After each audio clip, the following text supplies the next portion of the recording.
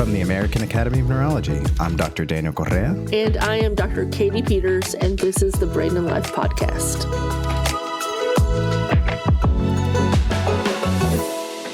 Welcome back to the Brain and Life Podcast. So we are deep into the fall. We're seeing the colors. And Katie, what's your experience with hiking, the outdoors? Do you forest bathe? I guess I do. Yes, I love trees. I love hiking. You may even find me spelunking, which is the exploration of caves. We are so lucky to have so many wonderful natural areas in North Carolina. So I just want to send my thoughts and prayers and all my good wishes to everyone affected by Hurricane Helene in Western North Carolina and Eastern Tennessee.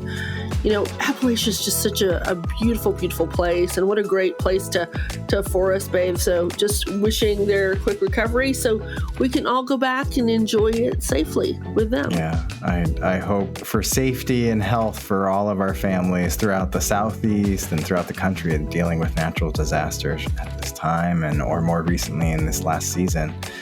You know, I think so many of us have been affected, and I'm hopeful that some of my family down in that area are safe at this time. And, you know, how about the idea of climbing and hiking one of the world's tallest peaks? Imagine even doing that while you're living with chronic headaches and recovering from a prior head injury. So, wow, that's just so impressive and brave. You know, I'm very cautious of heights. I actually avoid ladders in general. I don't even want to think about it. So that just sounds amazing. Well, I was amazed and enjoyed my discussion. And today in our interview, we'll be joined by Air Force veteran Lindsay Gutierrez. She shares her own story of Air Force service, a TBI on deployment, and her path through rehab. And in that, the discovery of her own personal mental health and physical benefits of movement and getting outdoors. And make sure to stay tuned throughout the episode and catch our discussion with our medical expert. We welcome back Dr. Michael Jaffee, and we talk about TBI recovery, but we also touch on some of the topics and brain injury and traumatic brain injury that have been coming up in various settings, including our recent episode with Cam Hayward and in the NFL recently. So I know it's at the front of our minds for many people, so make sure to catch that discussion.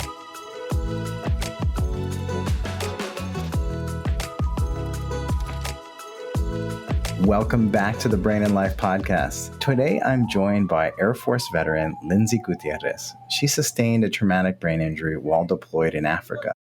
And as with some TBIs, the injury can be invisible to others. And she later developed chronic headaches, depression, and memory problems. And then 6 years later, she returned to Africa to climb Mount Kilimanjaro.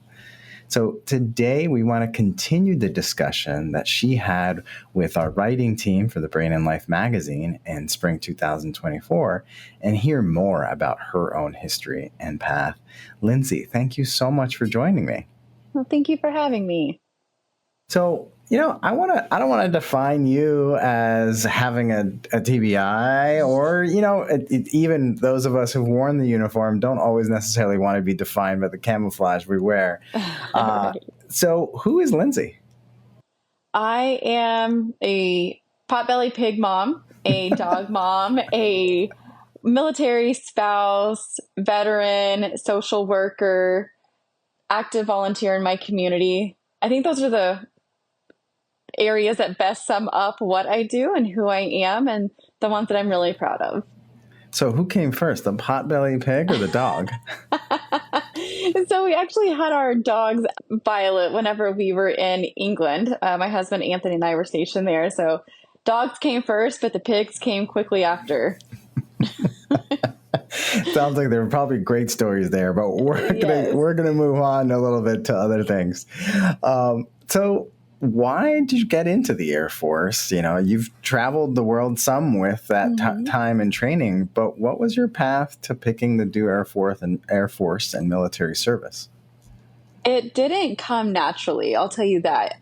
After I graduated college, my undergrad's in theater, so I'm originally from Oklahoma, so I wanted to do something in special effects makeup. But being where I lived, I didn't really have that opportunity in Oklahoma. So I knew eventually I was going to be moving out to California at some point, just to really get out there and start initiating something, whatever that looked like. That was my goal. So I did, and it was about the summer of 2009. And I think as we all kind of encountered, challenges erupted, and I didn't know really how to face those. I mean, I was trying to pay my bills while getting my experience in special effects makeup, but then you have to also take on jobs that don't pay, but those bills don't pay themselves either. So it was just a catch-22 everywhere I turned. And so growing up, my grandfather had served in the Air Force. And so he had planted this little seed in all of the grandkids' mind about pursuing the military at some point. And then that came up many years later. My grandpa always said either do the Air Force or Navy. And so I took his advice there. And thankfully I was able to get with a recruiter in the Air Force who got me the information I needed, pursued the path that I really wanted to go down, which was security forces, because I want to do something completely out of my realm of comfortability. And oh gosh, I think it was like a week before I was due for basic training is whenever I got the call. At the time, it was there was no age waivers in 2010 whenever I joined. And so I had gone in May to see the recruiter all the way up to September. Nothing had come up. And then about 4 or 5 days before I was due to basic training, that's when I got the call saying, hey, there's a space that's opened up for you. Do you want it? So I made a decision right then and there. And that following Tuesday is when I went to basic training in Lackland, Texas. Yeah. San Antonio.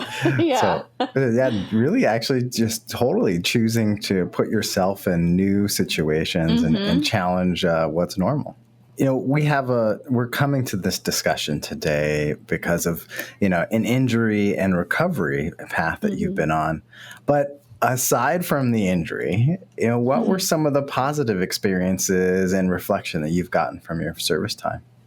Oh my gosh. I would think the camaraderie is it's second to none. You just have a really great connection with the people that you serve with, and you're in that all together, whatever that may be for somebody in their career field. You're there sharing that experience with other people. So you have that connection with them. And of course, the travel was amazing. I was very fortunate to be stationed in England and have the different opportunities to deploy and go to temporary locations. And then I met my husband. So that was another perk as well. And we started our fur family in England. So it was just an all around incredible experience. And I really encourage people to try it, because out of it, I got some amazing education benefits, connected with other veterans, helping support in veteran organizations now for others who may be experiencing something similar with the TBI experience I went through, just helping them wherever they're at. So it's really paid off and come full circle. For the readers and listeners who didn't get a chance to see the article that talked about your own story and the injury that you had, can you take us back to the day of that you had your first injury that you felt like was connected to the symptoms afterwards? Gosh, that was a pretty incredible night. And it was really just uneventful leading up to that moment. So my second deployment to Djibouti, which is located in Africa. Most people have heard of it, don't really know where it's at, but it's in the Horn of Africa on the eastern coast. So we had been there for about maybe a month, if that. So we were in theater supporting the Army with their mission. And so what we were doing at the time was really just running a lot of exercises and making sure that we were current in the information and the details that we needed to do for the reason that we were there. And so that particular night that the accident happened was in August of 2014. And I worked a night shift. So during this particular night, it was about 4 a.m. As we were leaving base, I had some kind of premonition. I don't know what it was because it's never happened to me before, but I had this feeling like something's about to happen. And so I didn't predict it or anything, but I just had this feeling that I needed to really brace myself for something, because where we were also stationed with this FOB was completely pitch dark. You don't know what's out there unless you're familiar with the roads. And by that point, we had become somewhat familiar, but in the language that we used, it was called a wadi. So, which is like a river. And so it was like this small little bridge that kind of goes over this river.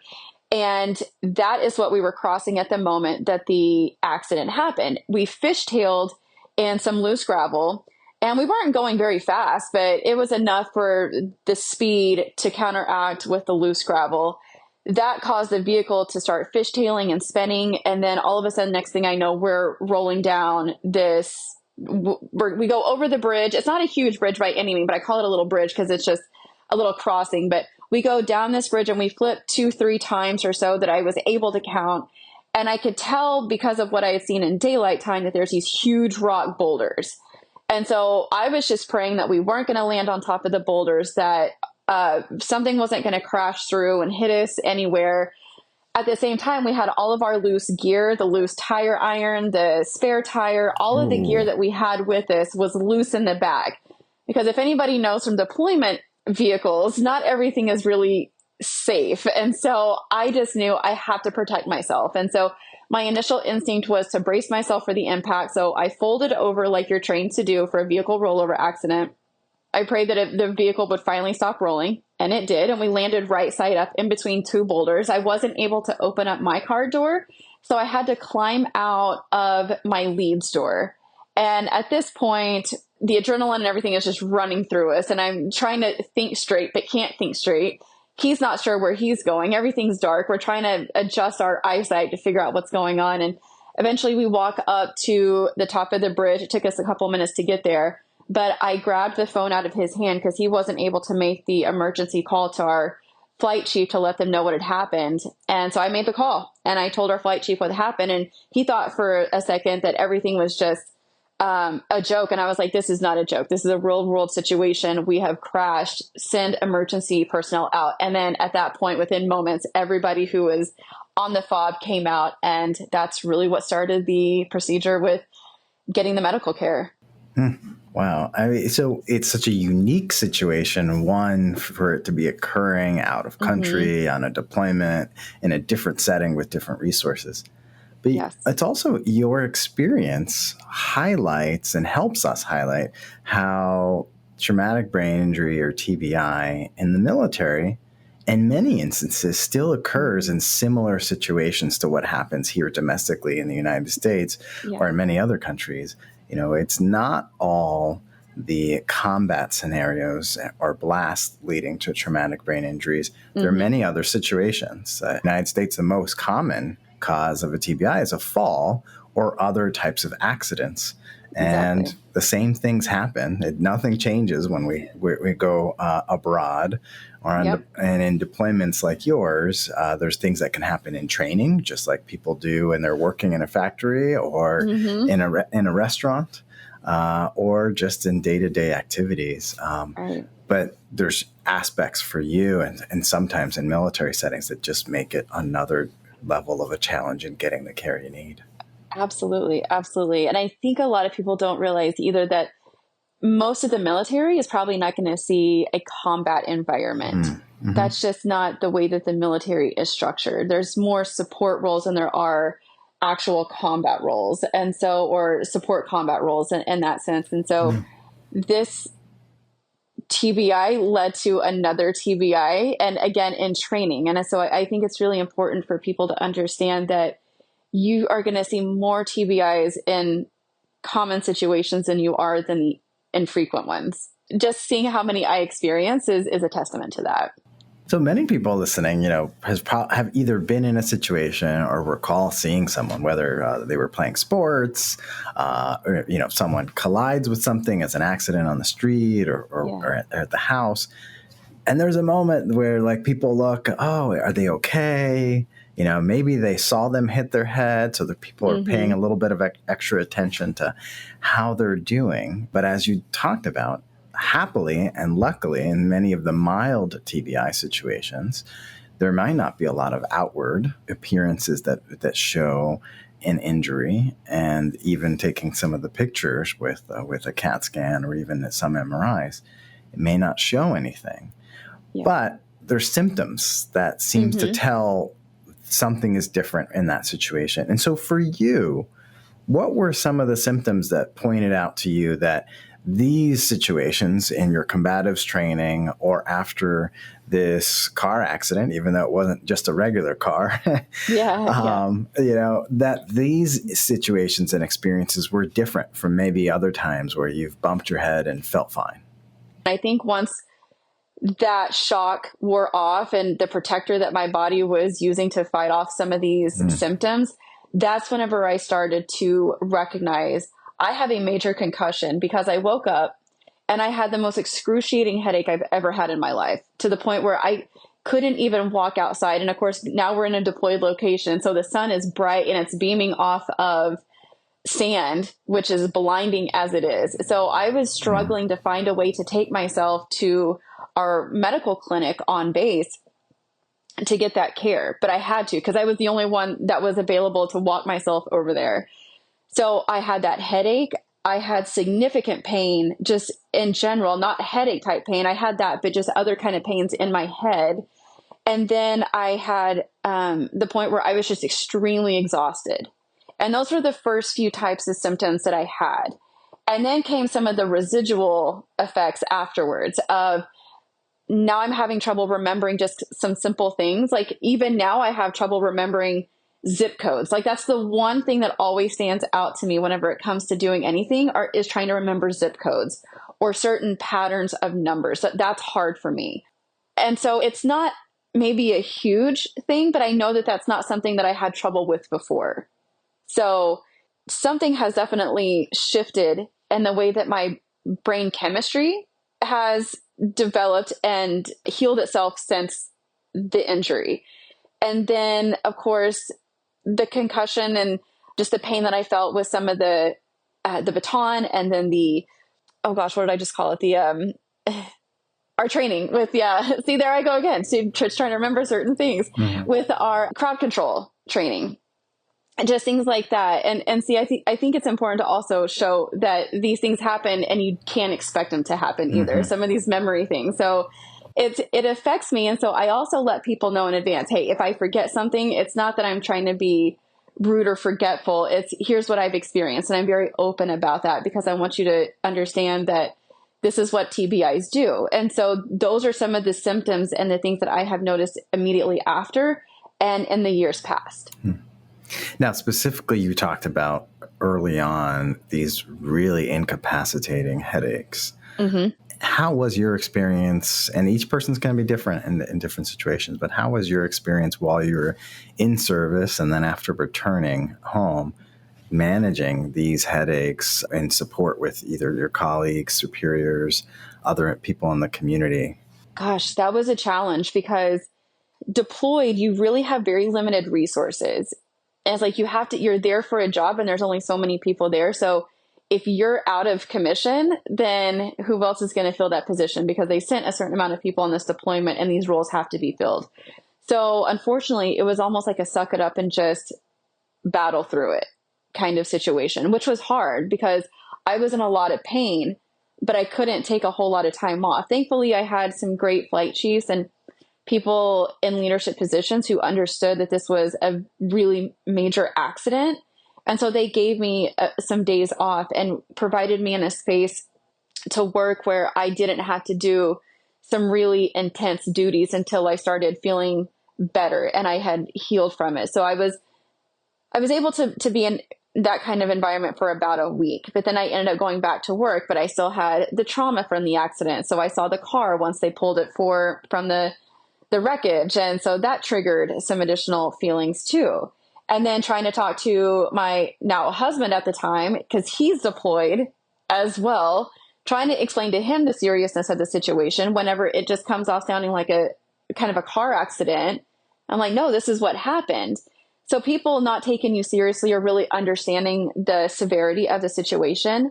And then coming back stateside and knowing that there's some differences that have happened and some personality shifts as well.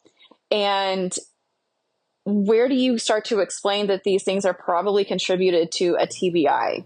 Because you can't really show that. There's no outward thing to show other than here's my reactions, but my brain is doing something different and I know it is. And where do you begin to articulate something like that? So it was hard. It took several years, honestly, before I was even diagnosed with the TBI. Like, I felt like I had it, but it wasn't until the VA acknowledged it a few years after my discharge that I finally got that validation of, thank goodness somebody is finally listening to me. That was my big problem, was having somebody listen to me. And then once you were back stateside, how did you approach some of your options in terms of managing your headaches? I really, whenever I was active duty, I would let my leadership know this is what was going on. This is what I had experienced, and here's what resulted from that. And a lot of the same people that were still in the leadership positions in garrison were the same ones that deployed with us. So that was a huge benefit, because they had seen it and witnessed everything that I had gone through. So I didn't have to explain a whole lot, but they still were very supportive and understanding.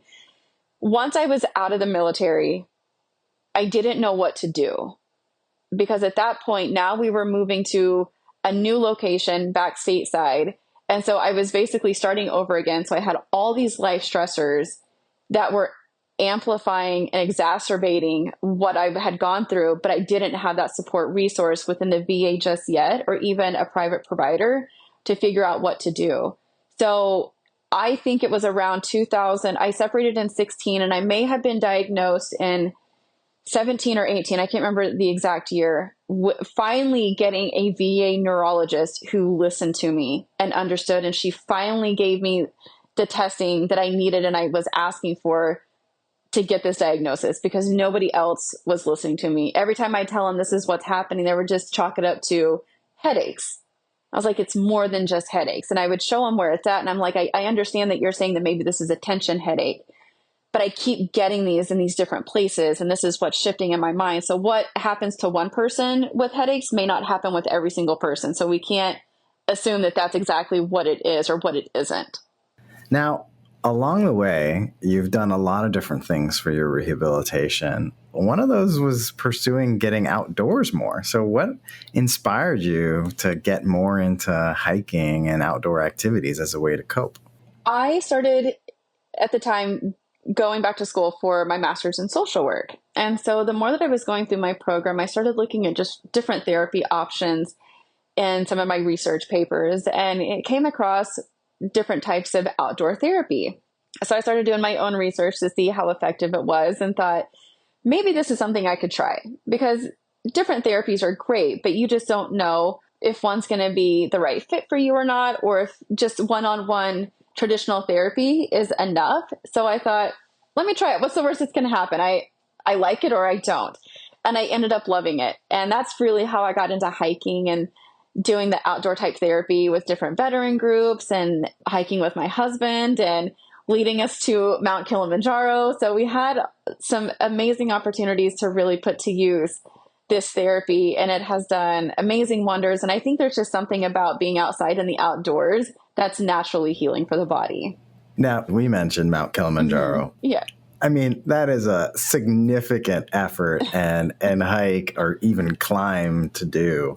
Yeah. I imagine it didn't start there. So what were some of the longer treks that you and your husband did before deciding, or along the way as you were preparing to train for Mount Kilimanjaro? As I'm sure many people can imagine, where we live in South Georgia has 0 mountains. So it really started with doing ruck hikes just in our neighborhood, adding weight to our backpacks and just hiking in the neighborhood on flat terrain on the street. That was it. So that's really where the training started. And then we got connected with some different veteran groups. And so I ended up hiking in North Carolina it was a co-ed group of vets, which was incredible. And then hiking in Joshua Tree, which is a group of women veterans. And that is where I really started putting to test just how I was able to hike. And then we got an opportunity to get connected with a group of organ donors. And so I'm a living organ donor, kidney and liver. And so we got connected with this group who was going to be doing a hike to Kilimanjaro. And we were going to be doing it for World Kidney Day and to bring attention to the living organ donation space. So I thought, hey, being an organ donor and somebody that likes to hike, and I understand how outdoor therapy helps my TBI, let me see what I can do. And we ended up doing it. And my husband was actually really concerned because he's like, we're climbing an elevation. How is that going to affect your head? How is that going to affect your kidney? And what are we going to do if anything serious on the mountain happens? And we had all the contingency plans and everything. We had a great medical team and staff of people, and we were actually with doctors and some amazing people who really made sure that everybody was good to go for the hike. But it was amazing. I felt absolutely no elevation sickness. My kidney was great. My head was great. I think I was in a really great place, and it did absolute wonders to my mental health and for my TBI. Well, I'm so glad to hear that you didn't have any major challenges, but you prepared in many ways, thinking through them. And I'd love to hear, like, what were some of the things that the two of you, or you thought about that might come up? How did you plan, like, being able to use it in a remote place if you did that? Or what were some of the other situations, if you started to develop some altitude sickness, what were some of your plans that you had to think through? So we had already consulted with our doctors to talk to them about this is what we're doing. So we had a medical plan in place already. I had already been a few years removed at that point from my diagnosis. And so at that point, I felt like I was pretty well managing. And so I was aware of a lot of the symptoms that could come up. And so I paid attention to what my body was saying to me every time we increased in elevation. So we had the proper medication as needed for the altitude sickness, which we took as directed, and that helped immensely because a lot of people did not. And you could see just how the altitude really affected them negatively. And we worked on our breathing. So we had our breathing exercises that we were doing and making sure that we paid attention to our breath work and are we getting lightheaded? What do we need to do? We were hydrating. So and we were eating well too. And so the team that we went with prepared some amazing meals that were healthy, nutritious, gave us the nutrients that we needed to sustain and the calories as well for this incredible, arduous trek. So a lot of things that I feel like you could really manage day to day here, nutrition, your diet, your exercise, your water intake is exactly what we carried with us whenever we were on the mountain. Now, the article in the Brain and Life magazine where you're featured, both your story about climbing Mount Kilimanjaro, but also your traumatic brain injury, in that we focused a little bit more on your physical recovery. But as you've mentioned, there are emotional impacts that many people with TBI, as you did, experience. Did you seek mental health support along the way, whether it was in your time in the Air Force or through the VA? And what was your experience? I did. I didn't so much in the Air Force. And the reason being the stereotype of being in security forces, if you go seek help, there's a weakness there. And I didn't want to expose that vulnerability because I was afraid if I'm going to go get mental health treatment, which I know that I need at this time because I was really shifting in my personality and how I reacted to a lot of things with my husband. I didn't want to go get that treatment because I was afraid that my weapon was going to get taken away from me. And if I get my weapon taken away, I don't have a job. And if I don't have a job, now I'm going to get kicked out of the Air Force. So it's just one thing after another. And so that I think was hard because I wanted to get that help, but I just couldn't fall in that trap. After I got out of the Air Force, though, I did finally seek some mental health support from a social worker, a psychologist, a psychiatrist. So I went to a number of different people within the VA and then, of course, outside of the VA. And they were amazing at setting up a plan of therapy and support for me and exactly meeting the needs that I had at the time to help walk me through this process of healing.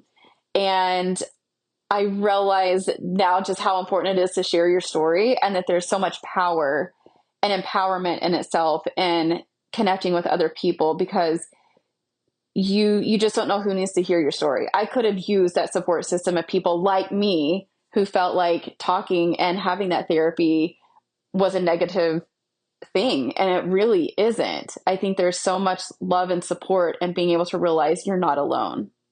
Now, an unfortunate and a sad fact that I want to highlight, for both of us and in support of our community is among service members, there's about a 20 to 30% per 100,000 rate of suicide. And then, those are people who are currently serving when we say service members. And veterans are all people who've served previously in the military. So there's a lot more veterans out there. But even though in that number, there's 80 to over 100 suicides per day in the veteran community. And you've shared with us your own experiences. Was that a consideration or thoughts that entered your mind when you were dealing with your depression symptoms? It was. It was never suicide itself, but it was like, what can I do just to get rid and to alleviate what I'm feeling? And at that point, it was because I was in this dark place of this transition from moving from England to Georgia, not having a job, not finding a job, no matter what, because I kept getting told you're overqualified or we're not hiring or whatever it was. And I was just trying everything to find this new path for my life. And everywhere I turned, I kept hitting a closed door. And so I was like, I feel worthless. I feel completely invalued. What do I do? And I could understand at that point where suicide could creep in. And the thoughts of, man, why am I even here, could have darkly led down that path. And my depression and anxiety were both worsening as well. And I'm thankful that I had the interventions that I did with my family and my support system to say it's okay to go get that help. And I'm very fortunate that I did. Unfortunately, I have had, and I'm sure that you have as well, people that lost that battle. And it's something that unfortunately I see too often in my social media feed of another person that I served with who lost their battle to suicide. And that in itself shows me we have got to be more out there and verbal and expressing the need for care and normalizing these emotions. Yeah, it's an area of support and care that many people need. Mm-hmm. Rates are higher, and when you've experienced traumatic brain injury, and certain occupations or other situations may increase some potential susceptibility. Maybe it's related to the stigma behind things. And I want to remind our listeners that there is a nationwide 24/7 hotline for help and support of any mental health need, whether or not you're thinking of suicide or if any level of depression, anxiety, whatever support that you need. Just like there's the 911 number, 988 is the mental health 24/7 support line. But anyone else who needs to hear from you and your own experience, what were some of the things that you felt were essential to the support that you received in addressing your symptoms? The number one area that I really felt changed the game for me was having a doctor who listened, who heard me, who wasn't just really listening to what the words I was saying, but hearing what my needs were. Because I was screaming out for help from my primary care provider to another specialist, and I just kept getting passed on to somebody else. And I was so thankful to finally reach the office of this neurologist, who she was the number one person that made everything change for me in a positive way. And I got the referral that I also needed to another neurologist off base who gave me everything I needed and was like, what do you need? What can I help you with? And he was a no nonsense doctor, and I absolutely loved him. And he did everything possible. He's like, you're going to get the care you need. What is it? Because I will fight for you. And that was so pivotal, having advocates who were there. And here I am also in the social work space, realizing the needs that I had that were not being met. So where do I go with this? And how do I advocate and fight for myself? And I also thought, man, there's a lot of people out there who just don't have that energy anymore to do that. So when somebody's crying out for help, or you see some changes that you know are not normal in their behavior, step in and just talk. Ask them, hey, what can I do for you? How can I help? Where can I support you? That's what it takes. It's just asking the question and just doing check-ins. That's what I could have used at that time. And I figured it out myself. And now I know here's how I can do better for somebody else. Yeah, that's helpful and highlights how, those of us around us, our partners, spouses, family members, and friends are also great supporters and advocates in our own health and rehab or recovery from something. Well, Lindsay, thank you so much for joining us on the Brain and Life podcast and sharing with our listeners all that you've learned about your own experience, your story, and the ways you're challenging the normal perspective. Thank you. I appreciate it. Thank you so much. I think one story is important, so everybody has an opportunity to share their story, and I hope that they do. You never know whose life it's going to change. Now, make sure to stay tuned. After a brief break, we'll be back with Dr. Jaffee to talk more specifics about traumatic brain injuries, mood disorders that can come with them, TBI alternative approaches to headache and post-traumatic headache, and persistent post-concussive syndrome. So continuing this discussion, make sure to stay tuned with us.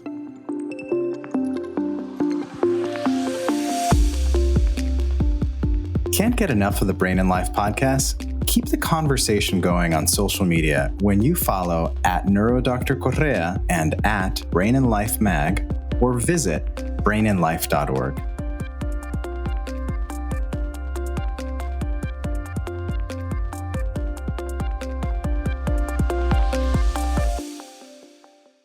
That was a great discussion with Lindsay about her own experience with her traumatic brain injury. And now I'm happy to be welcoming back Dr. Michael Jaffee. Some of you may have heard him in a previous episode with Brianna Scurry, where we started our discussion on brain injury and traumatic brain injury. But for those of you who don't recall him, he's a professor in the Department of Neurology at the University of Florida. He's also has special certifications in sleep and behavioral neurology and brain injury medicine, which is what covers traumatic brain injury. He completed a 21-year Air Force career, including wartime service and leadership within the Defense Veterans Brain Injury Center, and also works with many of us in the American Academy of Neurology and authored a new release of the Brain and Life book series. Many of you have heard us mention it, but specifically covering brain injury and traumatic brain injury, where he covers how concussion is different from other forms of brain injury, what to expect, and what to do if symptoms are persisting, and how to manage the symptoms to live with after traumatic brain injury. But thank you, Michael, for joining us here today. Daniel, it's great to be back on Brain and Life.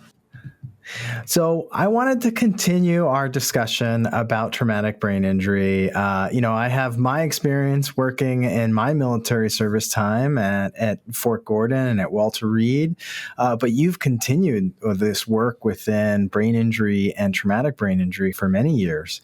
Lindsay shared with us her own experience of an injury that occurred during deployment, but was really more of an occupational setting and in something I think that many people could relate and maybe even know someone who's had a brain injury or a head injury in that kind of situation. How is occupational type injuries and falls that cause TBI different from the blast injuries or other kinds of wartime related traumatic brain injuries? That's a great question, Daniel. And it really kind of speaks to what we call the pathophysiology or the mechanics of how some of these injuries actually occur. And when we talk about the typical injury that we think about from sports, there might be the direct impact on the head that someone might have from some form of a collision. When we talk about motor vehicle accidents, for example, there could be the impact on the head or even the rapid acceleration and deceleration, what some people would call whiplash kind of forces for the injury. And then there's the issue of what we call penetrating types of pathophysiology, and that might be from a knife or some type of a bullet wound that's actually penetrating through the head or through the skull, making the damage onto the brain. But when we're talking about blast, that's a completely different pathophysiology. It's using forces that are applying at the brain and causing damage, but these are using waves, what are called blast waves. And so that's the kind of what we call the primary aspect of it, where the waves itself is the force that's causing the damage as opposed to direct impact. One of the things that we worry the most about in these military injuries that are related to blast is not just the effects of the blast wave itself, but the context of what's happening around the blast. So, for example, if you are involved with a roadside bomb, you have not just the blast force itself, but that might also cause a motor vehicle accident associated with that same incident if it sort of takes a Humvee and makes it roll over. If you're involved in a blast and you are walking, it might blow you against a wall, or it might create some other debris that are flying around that would then create another penetrating injury. So one of the concepts that we have is that we used to call as blast plus, that you might have the blast plus these other mechanisms that happen quickly with that incident. But even in individuals who just have a purely blast kind of injury, the pathophysiology is a little bit different, and it can penetrate a little bit more deeply because of that wave aspect to it with the physics and the pathophysiology. The other thing to keep in mind with the military injuries is the context of injury. So anytime you are injured in the middle of combat or in a war field, that in and of itself is a pretty anxiety-provoking situation. So there could be some of that fear from being injured in that situation that is also contributing to some of the symptoms that one might have. And so we oftentimes have to look for the comorbidities, meaning the things happening together of the direct aspect of the head injury itself, as well as just the very act of having sustained an injury in combat, which can be a very traumatic experience for people. Yeah, I mean, there's not the opportunity for a timeout or a quick medic assessment or physician assessment and removing someone from the field in combat. And in other situations that individuals might be, a victim of trauma and other cases where there's a head injury. So how are these similar, not just in some of the pathophysiology, but then in the symptoms that we see these two types of brain injury situations? So in general, when we think about the symptoms that people can have from a brain injury or a concussion, there's different ways of thinking about them, but one way is thinking about them in symptom clusters. So in some aspects, there can be what we call physical symptoms, things like headaches, dizziness. There can be cognitive symptoms, things like having trouble with attention or focusing, having trouble with memory. There can be emotional symptoms, things like irritability, anxiety, depression. And there can be sleep symptoms, having trouble sleeping or sleeping too much or having other issues going wrong when you're trying to sleep. And so different people have different combinations of these symptoms that are happening, and that can be seen from either one of those pathophysiologies. There are some other kinds of injuries that can also occur from blast. So, for example, if you are sustaining enough of a blast that can cause a rupture to the tympanic membrane in your ear, which can contribute to some of the things like dizziness or hearing problems. And it can actually affect some of the lungs and causing some breathing or pulmonary issues if the blast pressure is strong enough and you're close enough to have that impact on that. So there can be a difference in the sort of the comorbidities or associated other traumas that can occur from that episode. Wow. So in each of these situations, I think we often will say that, each individual or each brain injury and trauma is unique on its own. If you've seen one, you've seen one. But there are some similarities across them. And in some ways, the symptoms that we're seeing in these occupational or warfare-related traumatic brain injuries can have similarities, but the way the injury is occurring or all the other possible traumas. Now, Lindsay shared for her own type of injury, something that we've seen and as many people have talked about, both in the media and within healthcare, is that traumatic brain injuries often also come with a lot of mood disorder symptoms or mental health problems. And, Lindsay herself has shared her own challenges, and to the point where at times she had suicidal thoughts. How has been your experience both in the service and then afterwards with discussing some of the mental health challenges that can come along with traumatic brain injury? Daniel, that's a great question. And it is a definite consideration and concern for people who undergo these kinds of injuries. And when you look at a number of studies, it does show that there can be these comorbidities both in what we call civilian or occupational kinds of injuries, as well as in the military. The military was studied early on with a lot of those things that we just talked about with the context of the battlefield injuries. But one of the ways I think it's easier to understand is that when these studies have been done, they compare someone who's had one of these injuries to someone that's had an orthopedic injury or a musculoskeletal injury. And these comparisons have been done in both populations, with both the military and with these occupational or civilian aspects. And what they have found is that the individual that had a brain injury was more likely to have some of these emotional and mood symptoms than the people that had purely the musculoskeletal injury, which has caused a lot of people to kind of figure out why this is. And we talked about some of the contextual issues in the military, but you don't necessarily have that when you're talking about the civilian or occupational population. So when you take a deeper look at this, it makes sense that when we're talking about a brain injury, we're talking about potential damage to different networks within the brain that are involved with regulating our mood and emotions.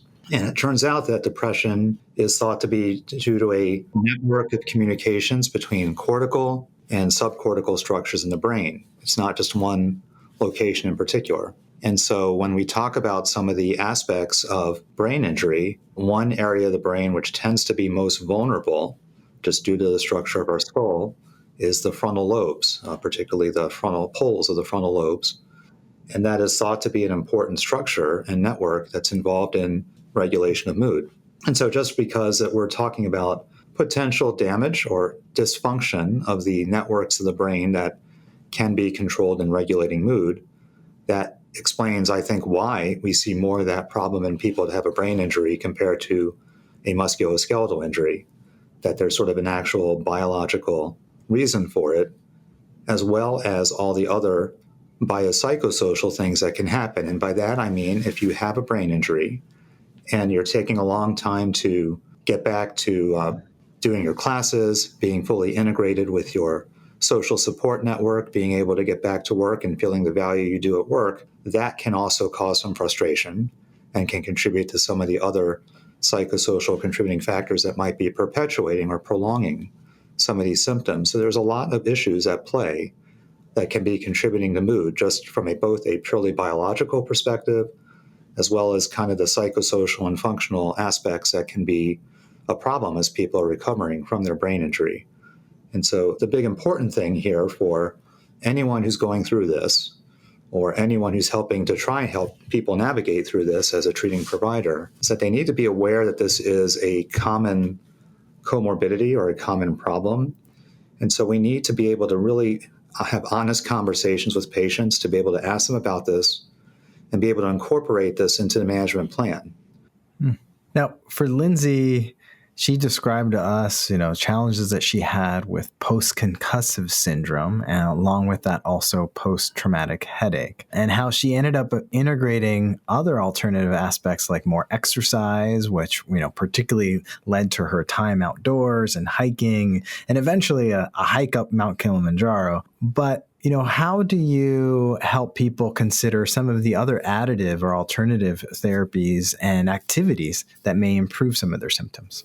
So we do try to practice medicine that is primarily evidence-based. And so there are certainly many things that are not traditional medicines for which there is good evidence for. And so we talked about some of the therapies that are there. There's absolutely a lot of great evidence for the role of exercise.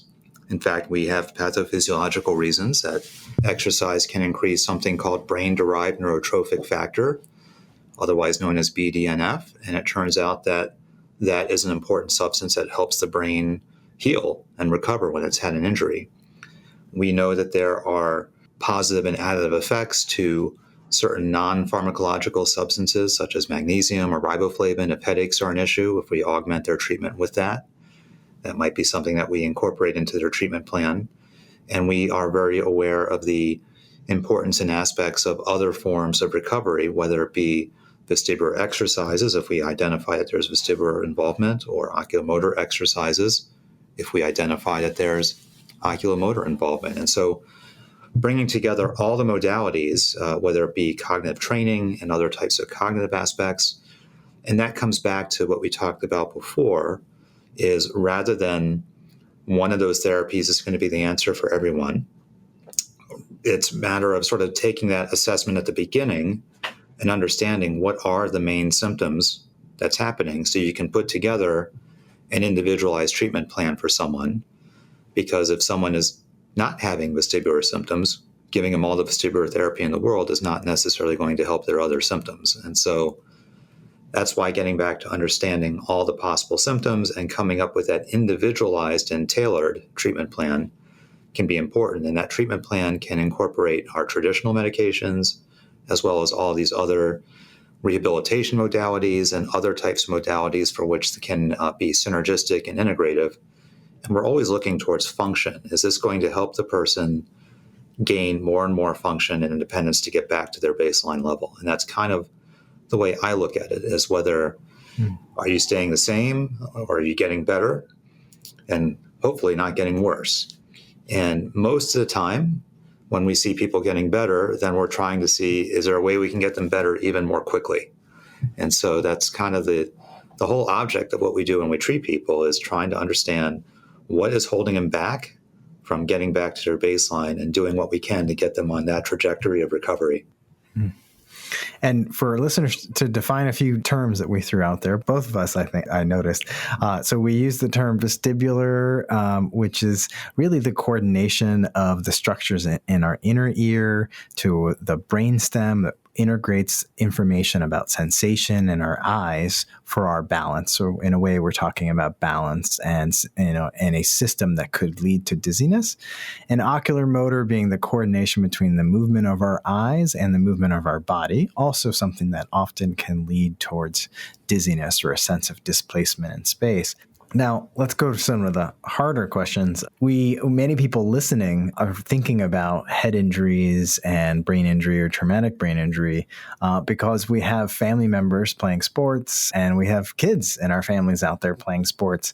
How much of what we understand about traumatic brain injury occupationally, civilian in the community, and BLAST can help us understand about the TBI or the concussion impacts on our children? Oh, I think they all help one another. So I think you and I have both discussed in the past how the findings of military medicine can influence and help in a positive way how we treat patients in a non-military setting. And the findings and research in occupational and non-military settings can influence and improve the way we treat military people who have an injury. And so understanding the differences, but understanding the commonalities and the best kinds of treatments that we can do is really synergistic to each other. And so when the research is funded, I think all of the investigators take great interest in trying to see how they can apply those findings into all the patients who they treat, regardless of the context. So the aspect about sports-related injuries is there's actually an interesting analogy to the military decisions, because in both you're making a decision of, for the athlete, when is it safe to return to play, or for the military member, when is it safe to fully return them to all of their duties. And so kind of an analogous kind of challenge there. And both have systems where we do screening acutely and then kind of do some follow-up evaluations to help determine when it's safe for them to return. And so the ways that those evaluations have evolved over the years, I believe, have influenced each other. I think sports has influenced military and military has influenced sports.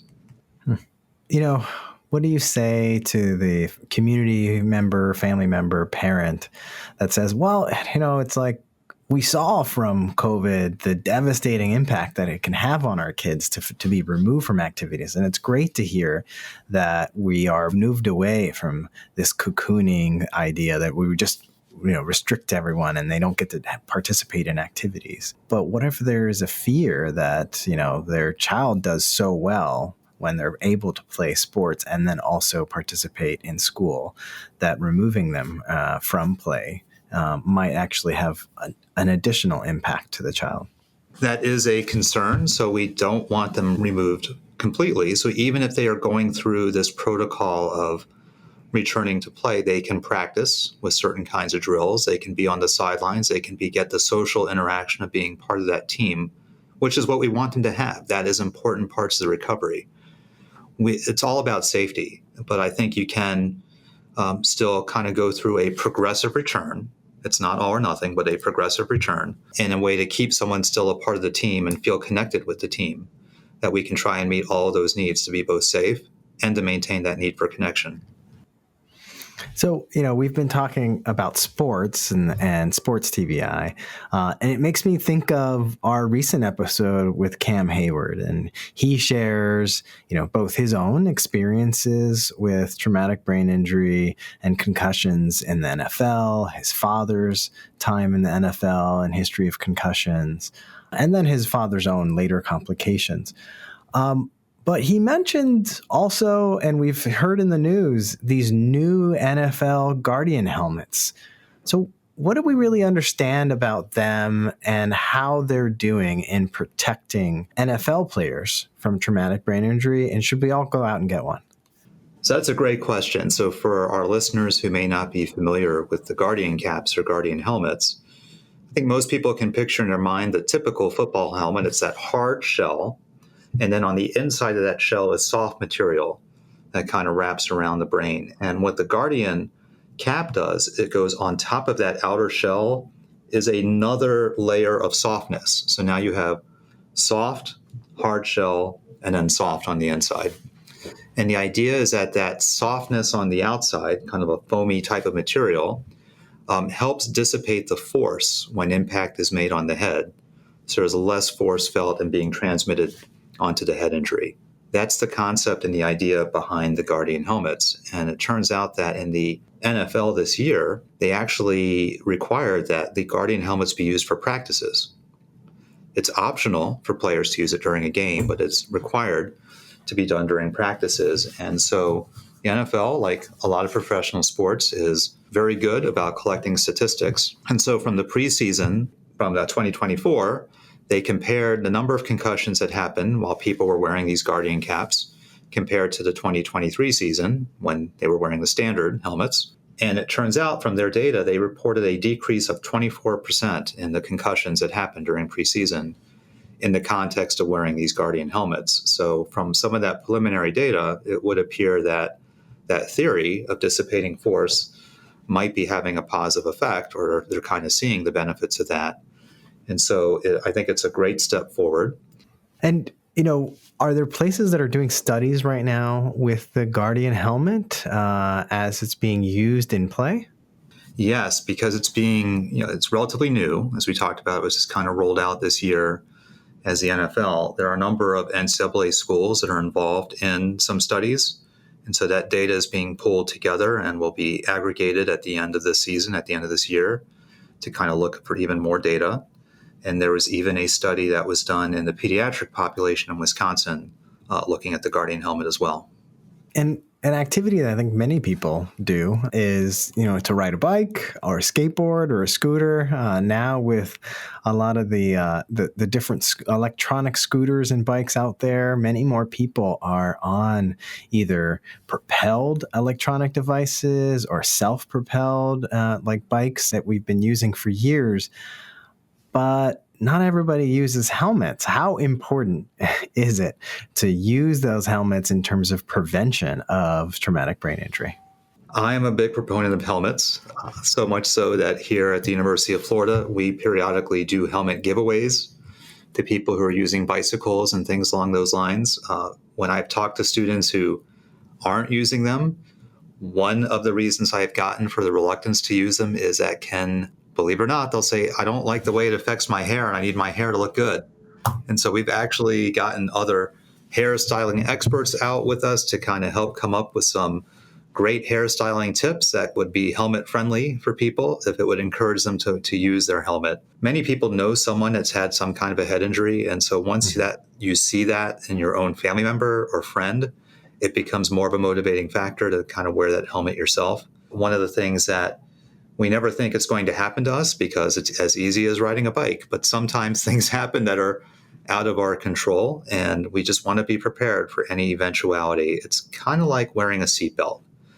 Most of the time, we're not in an accident, so we haven't needed the seatbelt, but it's going to be very important if and when you do have an accident in terms of having a big impact on saving your life and reducing injury. And I think about helmets the same way. The vast majority of the time, you may not need it, but the one time you do, it's going to be very helpful. And so that's why I advocate wearing a helmet all the time. Well, to come back to a positive note, Mike, what are you doing to get yourself moving and healthier each day? And how can we take inspiration from that? I think people have to find what gives them joy. So one of the things that I like doing is changing it up. I think the variety is what keeps me going and keeps it from getting out of routine. And so I personally I work with a physical trainer who very deliberately will change things up on me. Just when I think I've got the rhythm, he'll give me something different to do with a different challenge. One of the things I've been doing lately, which is very popular here in my neck of the woods, is hot yoga. And so that is something where they have fit classes. And so you really feel like you're working out because you have not only the cardiovascular aspect of that, but the heat as well. So it really makes you feel that way. And the other thing that happened just last night, I will share with you, is that I am now an empty nester. And so my wife and I took up tennis lessons together, and we started that last night. Wow. Well, congratulations on starting a new journey. Well, thank you so much, Mike, for taking the time to join us today, for your service and your time and everything that you give back to your community. It's been a pleasure to be here. Thank you for having me.